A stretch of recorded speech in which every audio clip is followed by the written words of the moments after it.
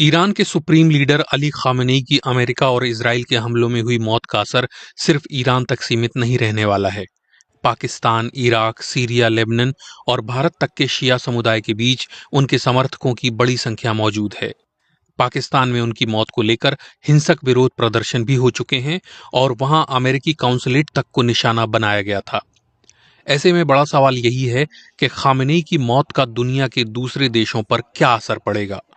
जानकारों का कहना है कि इसका असर खास तौर पर मुस्लिम देशों पर तो पड़ ही सकता है। अमेरिका के न्यू लाइंस इंस्टीट्यूट के सीनियर डायरेक्टर और मध्य पूर्व की राजनीति पर नजर रखने वाले डॉक्टर कामरान बुखारी का मानना है कि खामेनेई की मौत के बाद अमेरिका और उसके सहयोगियों के लिए खतरे पैदा हो सकते हैं। वे कहते हैं, ये खतरा इस बात पर निर्भर करता है कि रेवोल्यूशनरी गार्ड्स और उसकी कुद्स फोर्स की क्षमताएं अब क्या हैं और अन्य देशों में उनके प्रॉक्सी ग्रुप्स में कितना दम बचा है।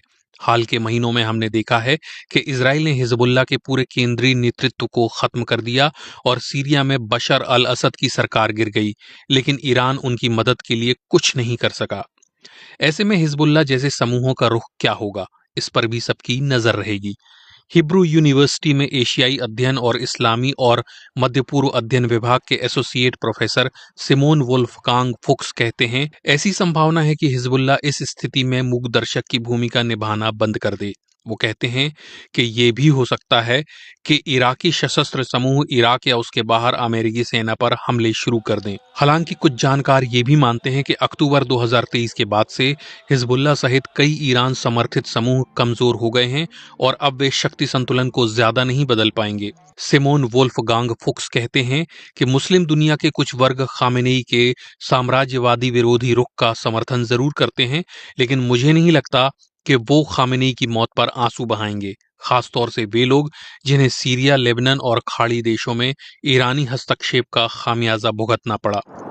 विशेषज्ञों का मानना है कि खामेनेई की मौत से ईरान की मौजूदा सरकार का तंत्र पूरी तरह ध्वस्त नहीं होगा, लेकिन इसमें बड़े बदलाव जरूर आ सकते हैं।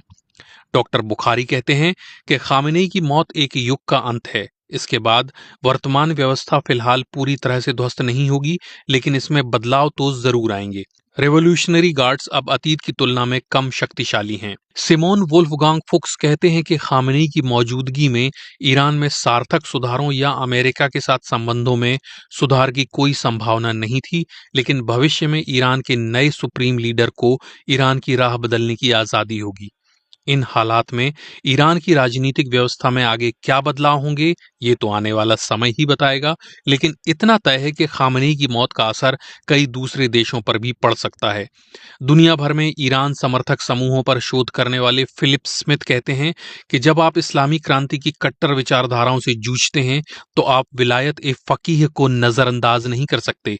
ये विचारधारा धार्मिक, राजनीतिक और सामाजिक भी है।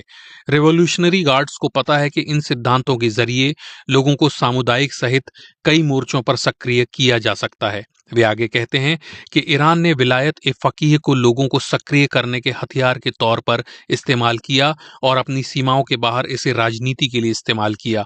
उन्होंने लेबनान में हिजबुल्लाह बनाया। इसी के तहत इराक में कदाइब सैयद अल शुहदा जैसे समूह हैं। वहीं डॉक्टर बुखारी और फिलिप स्मिथ दोनों का मानना है कि आयतुल्लाह सिस्तानी के मुकाबले खामेनेई की हैसियत कम थी। शायद खामेनेई दुनिया के सभी शियाओं के आध्यात्मिक नेता ना हो, लेकिन ये बात भी सच है कि उनके अनुयायियों के जीवन पर उनकी मौत का असर जरूर पड़ेगा। प्रोफेसर सिमोन वोल्फगांग फुक्स कहते हैं कि पाकिस्तान, भारत, इराक और लेबनान में भले ही लोग अपने जीवन में उनके धार्मिक आदेशों का पालन ना करते हों, लेकिन वो इन जगहों पर अपने अनुयायियों के बीच एक गर्व और शक्ति के प्रतीक के रूप